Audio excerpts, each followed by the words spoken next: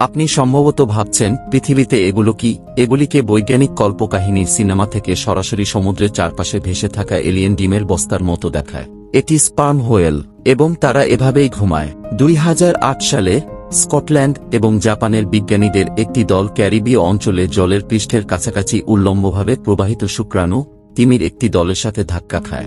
তিমিদের পর্যবেক্ষণ করে গবেষকরা দেখেছেন যে তারা ঘুমাচ্ছে।